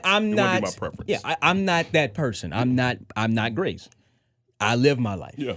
She's going to live her life. Mm-hmm. I can't say who or what is going to go on with her life. I can't see into the future. So if she comes home and says to Chanel and I, it's like, yeah. Ain't it easy though? If it's your daughter? I don't know. I have both. You have a son and a daughter. It's happened easier for me to be like, yeah, y'all doing stuff. I know my son is doing stuff. It's like, that's different. I don't have a son. Yeah. I don't have a son, so no, I don't know where you're coming from with that. But I don't. Just like we talked about real quick. What? We're driving home Tuesday. And this is like D, so D cannot get the one up on me like, yeah, it's different having a daughter than having a boy. And I was like, did you see? No, this was back in the days. Mm-hmm. I was like, did you see that Cardi B Money video? He's like, yeah, I seen it. I said, man, I'm appalled by that video. And I'm like, my daughter can't watch this. Told you, man, having a daughter changes. Yeah, but I'm using that to flip having a son. Oh, hey, man, listen. It'll be different. I can honestly say with Chanel and I. Oh, I'm gonna love him. We wouldn't care. I'm gonna love him. We wouldn't care. I still got my preference. So I'm gonna say honest to truth. I want my son to be a heterosexual male. I have my preference. I have my preference. I have my preference for myself. Yeah. If anybody out there, you have your preference for you. That's no. Everybody out there, you have your preference for you. My kids, they're mine. So that's a little bit different from everybody. And again, I would love my children regardless. It wouldn't be something to where you got to leave this house or anything like that. It wouldn't be like that. I don't know though. To be honest, this is just full disclosure. He not gonna be 11-year-olds having no little boys around my crib up in there kissing around and no shit. Why you gonna be doing that? I'm gonna have an idea. If he at the gay pride parade, what's going on in that damn room? Leave that motherfucking door open. I think you would feel the same way if it was your son and a girl walking You into the damn room. right, but see, I shouldn't feel this way about my son. Like if Kip was up there with a girl, if he was up there with a girl, being a sexist, if he's up there with a girl, I'd be like, crack the door a little bit. With my daughter, open the door. My son up there with a boy, open. Matter of fact, I'm taking this door off today. To answer your question, Ken, about is it more acceptable in today's society for girls than the boys? Unfortunately, yes, because girls are more natural caregivers, if I'm using the term correctly. In that way, they're naturally caregivers. For men, is like Tony said earlier about the last topic we talked about. It takes time. Change takes time for people that want to put in the work to do it. And unfortunately, it's still in our society today. Men, we are taught, I don't care if you're black, white, whatever, we are taught to hold our emotions in and to act like we're strong and everything's okay, and we're not. If a boy or a man shows any emotions outside of sports or crying because of one of their close friends or family member dies, then he's still considered as weak and soft or whatever. Right, and that's really ridiculous to me. Real quick, Dan Davis show, Dan Davis the Flip actually recorded out of 6-7 score.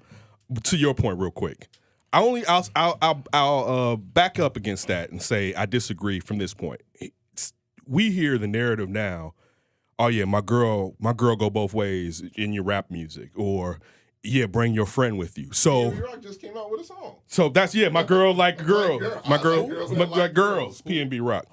This dude from Philadelphia. So again, it's already in our brains that it's more acceptable for a woman-on-woman relationship, even if we're looking at it for our own gratification as males. Right. So that's what I'll say. That's kind of already been put out there and been bombasted with that. So it's still, I don't think we view it necessarily the same, because as males we try to put our own sexuality in there. Yeah, women are viewed as being more sexual or sexual objects, and that's probably why. But I get what you're saying. Yeah, you say the double standard is the reason why I point out, because I hate double standards in general, but there was just another double standard that you just hear it. Yeah, you just hear it all the time, and that's what stood out to me. I have a question. We view children as people that still need to be taught, that still need to learn about life. Kim brought it up a little bit earlier. It's like, how young are they allowed to make? I mean, that's a big decision. So if a child is still learning about the world and is still growing, how do you as a parent, is it your job to teach them about certain things and how that goes? Because that's a giant decision. Did your parents teach you about being heterosexual, or did you just know? There you go. No, they listen. Well, I mean, from Tony was gay. Believe that. Tony was no, there you go. This was a pastor. They would have had discussions on it. No, it wouldn't have been like that. But and on top of that, going to the natural instinct of a male and his son, the natural instinct is, you need to be like grow the family line, be like me, plant the earth with more Gills or more Davises or more Squirrels, or more. That's the natural. So going up against that, it's right. But going up against that, what we think is the natural instinct. Again, I'm not trying to offend anybody. I'm just curious and want to ask questions for discussion. Leaving that up to children to decide. Again, you made a good point. I wasn't taught. It was just a natural thing for me. Are you leaving that decision to your children, or is it your job to kind of teach them that? Man, what? You going to say something? I don't understand that either. It's confusing. I think it's a gene thing. It's not a decision thing. It's like alligators.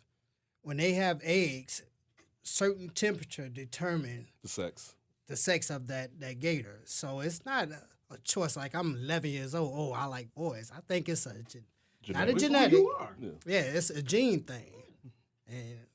No, I would think now. But my only thing is this: going to when he was talking. What if you have a kid let's just say the kid is gender fluid, or people raise their kids gender fluid now, where it's like you don't have a sex, I guess. But I just pulled up Pastor Gill right there. I guess. But what if the kid is just curious though? So going into what Tony is saying, and again that's possible.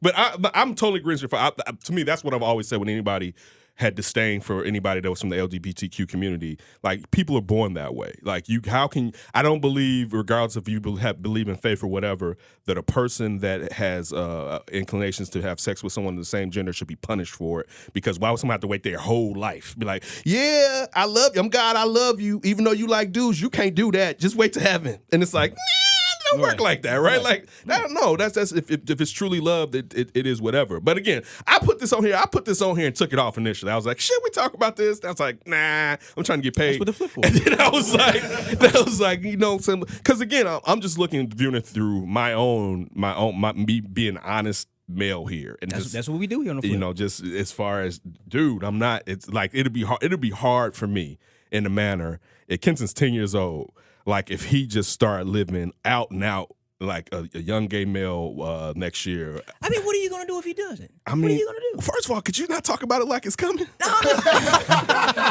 But even if you're not talking about it like it wouldn't be difficult. Yeah, like you're saying. Like how? Like we think about like we come like you be like, Ken, we at the park. I show up and he got on all flamingo, and it's not because of like Cameron wearing pink. It's like this his thing. Like we have like I take him to the barbershop with me, right? So there's male discussion and stuff like that. Imagine us leaving the bar again. As his father, I should not care. Like my son, this is so again. That's the point I'm trying to make. But no. But to his point, it still would be difficult. You making it seem like lolly. Nah, bro. I feel you. I can't speak on this because I don't have a son. Ryan, I would just think at around that age, going back to what Tony kind of proposed with the major decision, I would think a kid just wants to know that their parents are involved in their life. So as long as you have this discussion, hey, you're going to be going through some things, and I would think that's probably what Dwayne Wade and Gabrielle did with their son before they decided to go out there like that. Like, hey, this is what happens. I mean, a lot of kids at that age. Are you sure this is something that you are confident about? Is this your preference? How do you feel? Using social media, like, hey, listen, this is going to be out there. Just understand that if there is any blowback, this was possible. Right. But you might get praised at the same time. I don't know. We just want to kind of get a 10 or 11-year-old prepared for that. Although 10, 11-year-olds are so slick on social media that they could probably already hip to it. They're probably teaching their parents something. I mean, Grace is 6, and she was like, she doesn't know how to use it, but she's now heard of Twitter. Like, oh yeah, Twitter? I'm like, how do you know about Twitter? And it was, and she couldn't explain it, but she knows it, and she understands that it's something that you can use or talk about, whatever like that. Oh, real quick, she has a true. We talk politics at home, but it's nothing to the point of like, if I see him, I'm like, kick his. Nothing like that. She got Trump hate in her. Man, she does not like Donald Trump. I think it's cool. Kenton. Yeah. Kenton does that too. Like anytime it comes on, he'll say something like, "Damn that Trump," and I'll be like, "You don't even know what's going on." Right? No.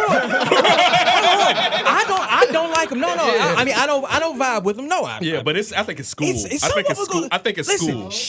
When you say something out loud when you're watching TV, you see Donald Trump, the kids hear that. Oh, no doubt.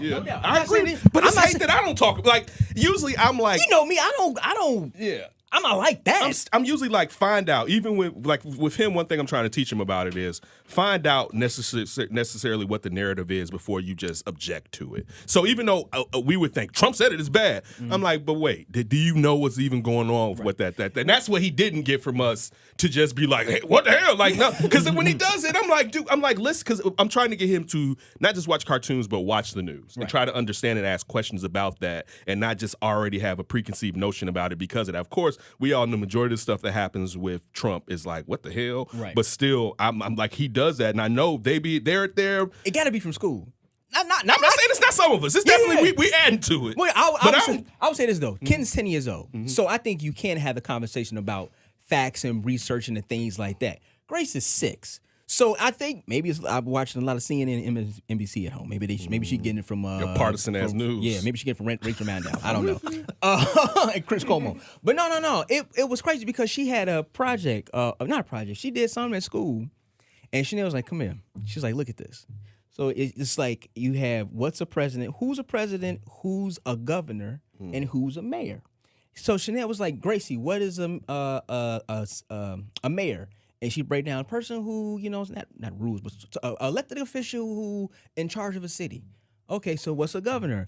An elected official who's a part of who runs a state. And she said the same thing about the president. Who's the president? And she said the president. And she's like, Demons, look at this. She opened it up. So here we go. We have Lori Lightfoot. We have J.B. Pritzker. And you have Barack Obama. You got Barack Obama. And she's like, she don't like Trump. I'm like, and I hope your daughter didn't post it.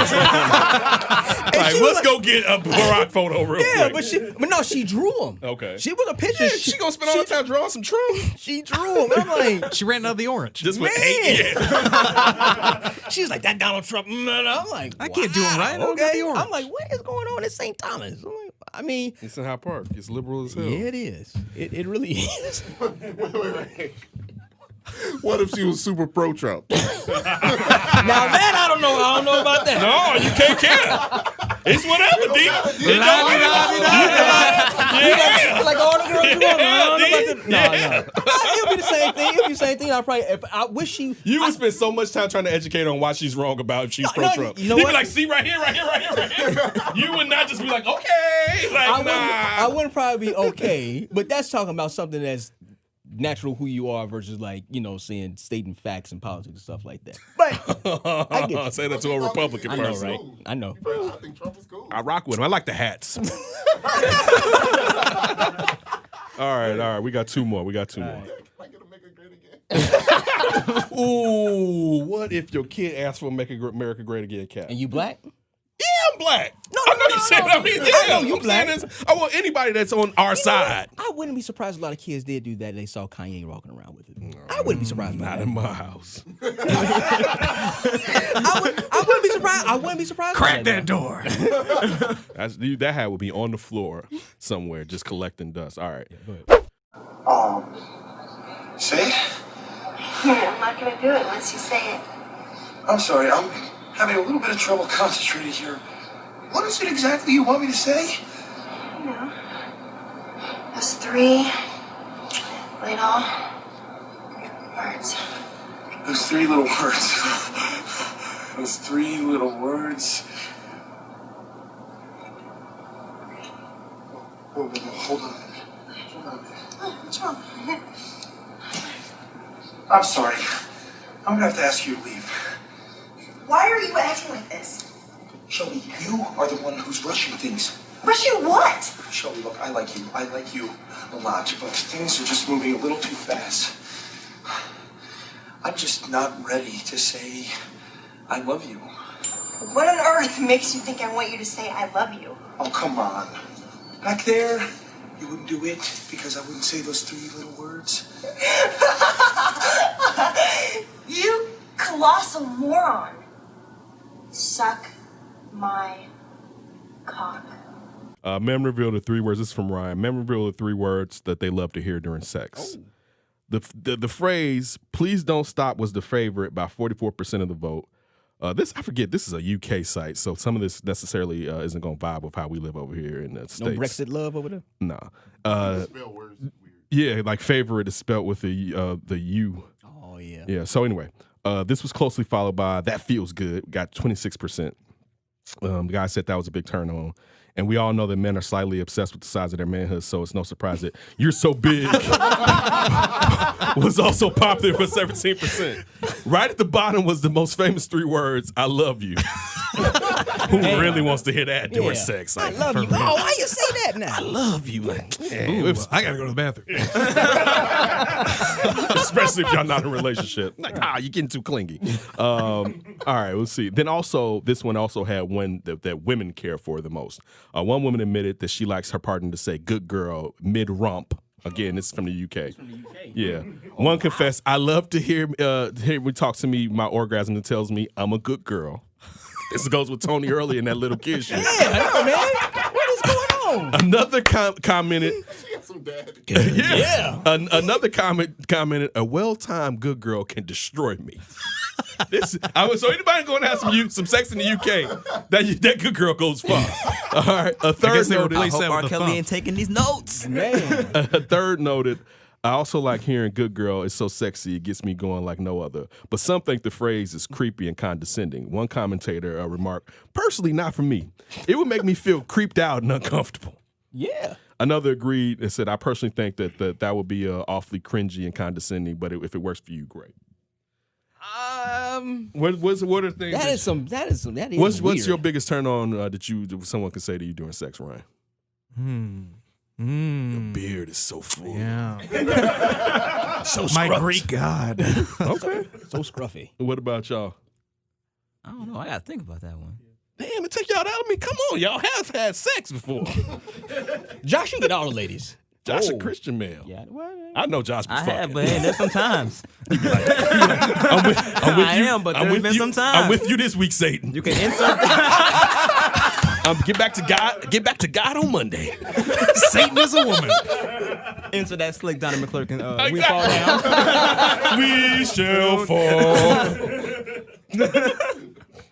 What about you? All three of them are fine with me. I don't care. That feels good. Seems kind of cliche. Yeah. You want some uniqueness with yours? Yeah, give me something that I know is for me and not for all I ain't these never other heard guys. of it. Hold on. You just say that all the time to all the dudes. Just men through it. Like, I've never heard that. Thank you. I think the best one of the best ones I've ever heard was, "This better not be the last time that we have sex." Okay. That's a good one. Yeah, it was a good one. That's a very good one. See, I think too much. So when she said it, I was like, so motherfuckers just running out of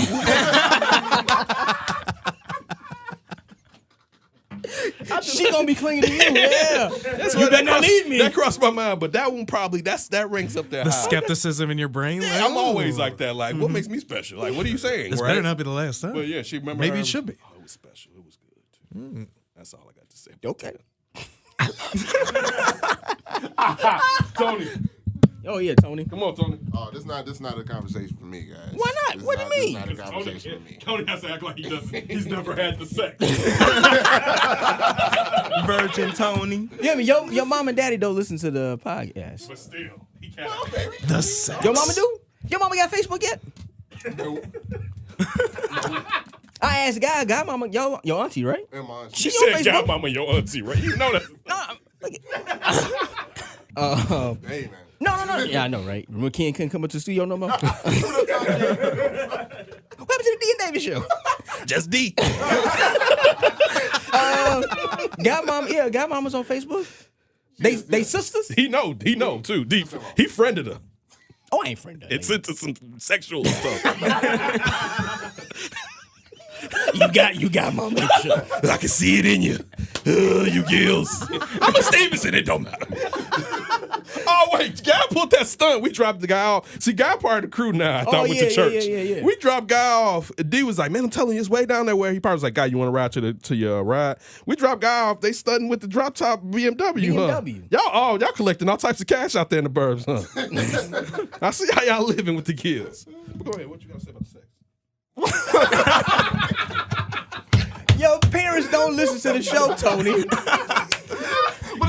But he wants you to be honest as hell. But when it comes to him, But it's not like I'm out here like just having sex. Like I haven't had it in like a long time. So what did you like when you? I mean, I don't know. I just enjoyed the feeling. I wasn't thinking about the words, Ken. There was no words.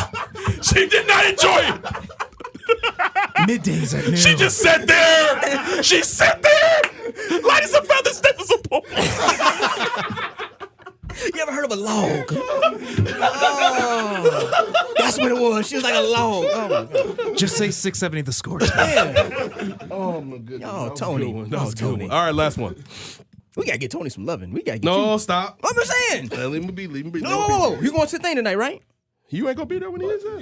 Oh, that's right. Dude, why you trying to corrupt him and he trying to live a chaste life? Why I gotta be one on You the main person to get tired of people trying to corrupt you from back in the days. What you But talking you want about? to corrupt him. What you talking about? You want to corrupt him is what I'm talking about. I ain't corrupting that boy. You want him to drink and you want him to have some sex. The sex. That's a natural habit. The sex. Yes. Like, yes, you ain't living right. You gonna have Listen, but again, it's la la la to the kitchen.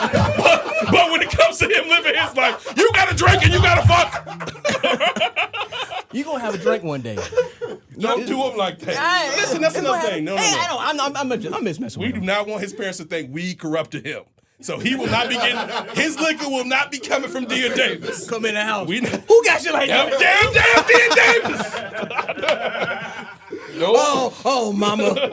What are you talking about? That damn D again. You drinking, Tony? You drinking? I'm living life. He said it was all good.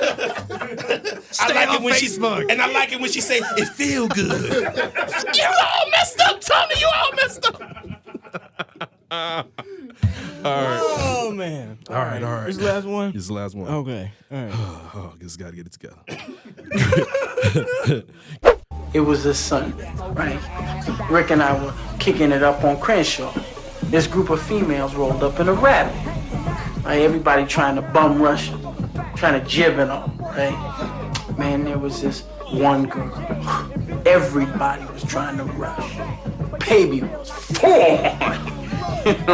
Body was booming like right out of just centerfold.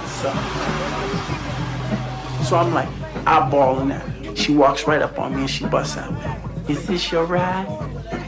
I said, "Yeah, you want to go for a ride with me?" She says, "No, I want to drive it." I said, "Can you drive stick?" She said, "I can learn if you teach me."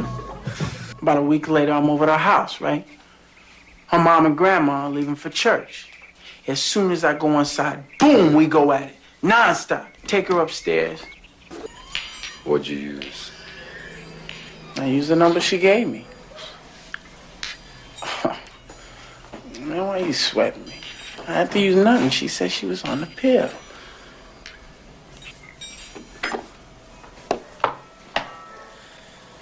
How many times I tell you, if a girl tells you she's on the pill, you use something anyway. Pilling will keep your dick from falling off. I don't understand why you insist on learning things the hard way, Trey, but you gonna learn. Oh yeah, you gonna learn. Critics say sex toy company is missing the mark. Come on, y'all. Stop. Who sent you this? This is me. This is the killer. This was the send-off. Critics say sex toy company is missing the mark with consent condom. What? Yeah, exactly. Oh, I saw the story. This is out of Blavity. And you didn't send me this one? I want you to know the things we need here. I thought that this one was a little... Nah, don't send the sports story. Send us... It's too risque? No. I didn't know if it was good enough. It's good enough. Right. A new condom from an Argentinian sex toy company sparked an important discussion on consent. Tulipon created the world's first consent condom, which requires 4 hands to open its package, reports the Next Web. The company created the condom to encourage sexual consent and lower HIV rates in Argentina. AHF Argentina, an HIV and AIDS awareness organization, reports that 14.5% of Argentinian men use condoms regularly and 65% use them occasionally. And of course, 65% use them occasionally. An additional 20% never use condoms. Damn! This is where? Argentina. Yeah, Tony, you can't go there. They putting them on the line down there, boy. 20% South America. Yeah, 20% of these dudes really don't care. The alarming statistic led to the production of the condom.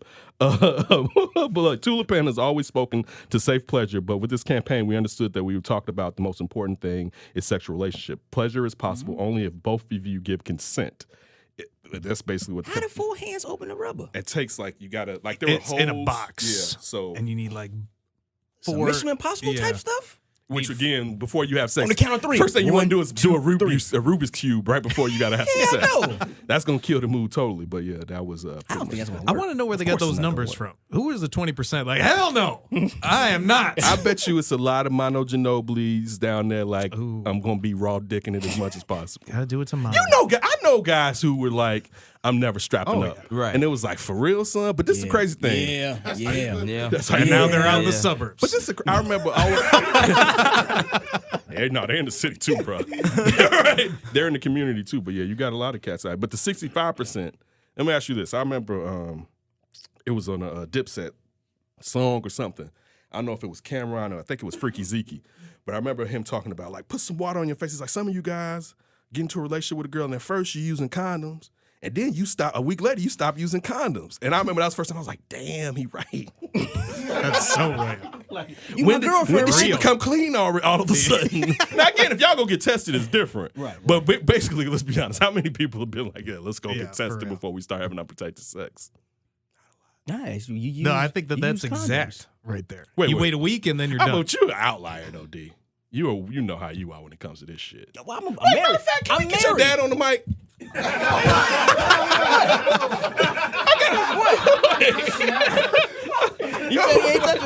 that. It's about the snip thing. When he came home and was like, I man, ain't telling them all that. Oh, really? Can you tell him right now? I ain't did it yet. You want to go ahead with this? Well, I'm thinking about getting snipped. Yeah, but we're not having no more kids. All right. Why so late? Because we're gonna plan on having no kids. It's too late. We're too old. We done. I'm done. We're done. All right. Again, see, these different. We're not having any more kids. We're not having any more kids. And we've actually sat down and have a long discussion about this. It's like, nah, we're fine. Okay. So see, again, the point I'm bringing up is, of course, you don't mind using condoms. No.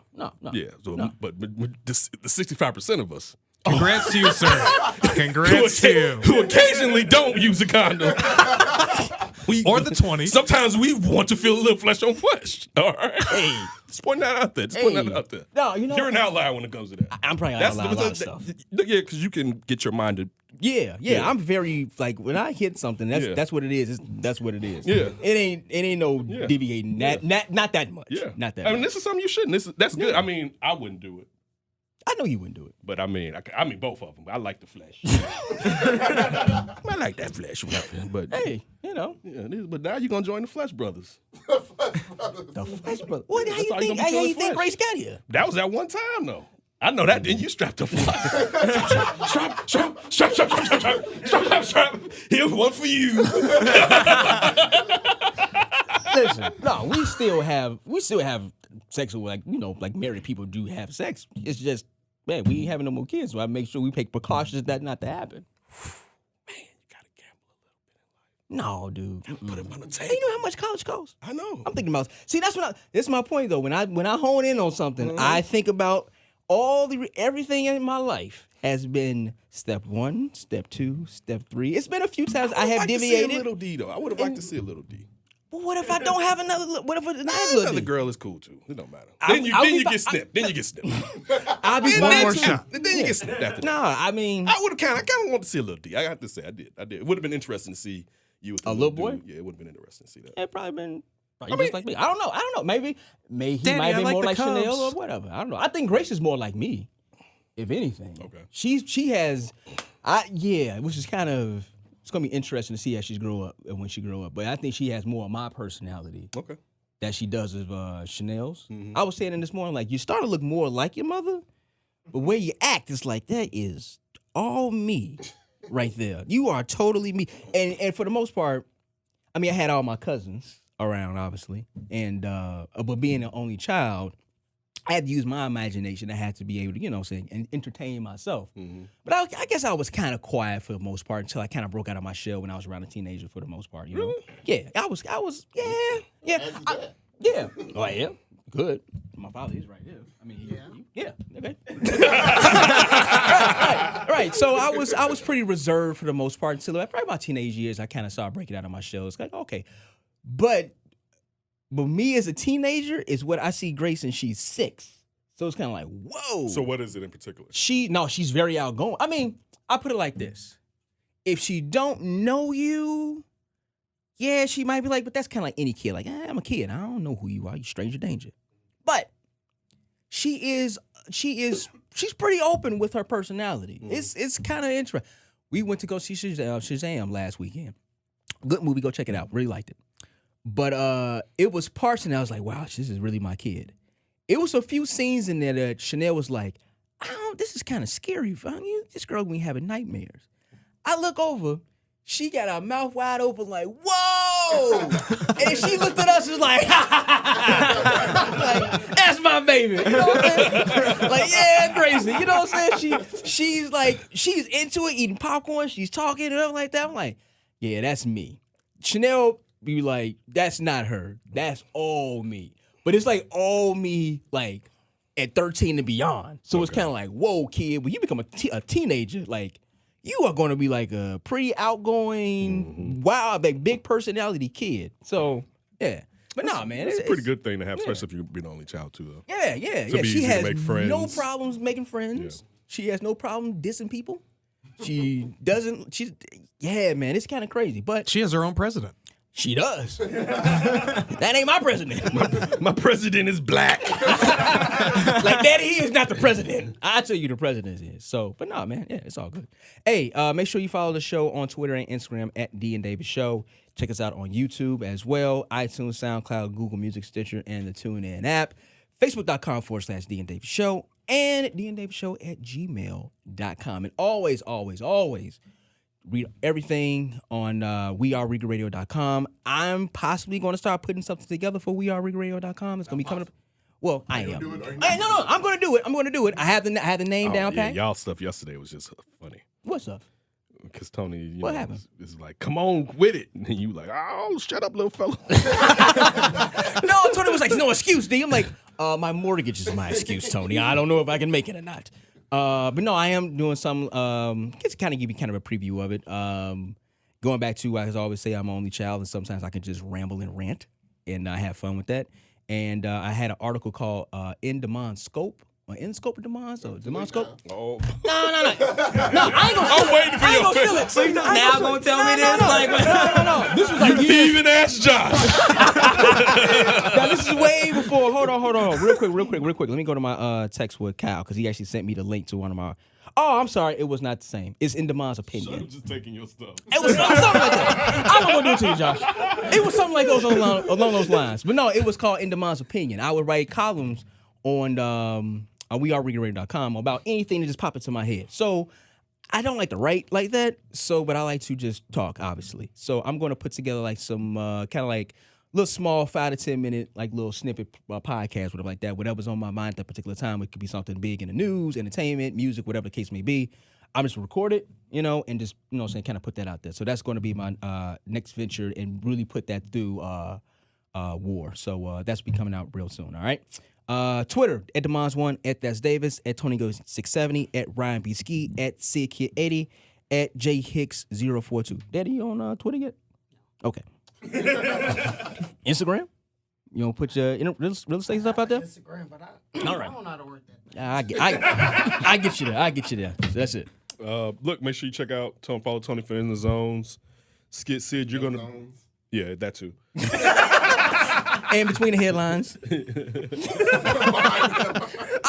behind the headlines. I thought you was playing. I was like, good one, dude. No, I wasn't actually. Sid, you're gonna be where Thursday? Second City Sports with myself, Lakina McGee, and Jason Pfeiffer. That's every Thursday from noon to 2 p.m. Central Standard Time on ChicagolandSportsRadio.com.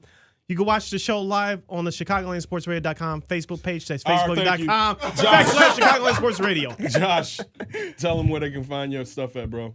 Find my stuff on Instagram at That Guy Josh Hicks, and on Twitter at JHicks042. In the Scope column and podcast every Friday. And also Ryan writes for We Are Regal Radio. Also, yeah. Also check out Dean Davis this coming up week. Could be coming up on a big TV spot. Perhaps.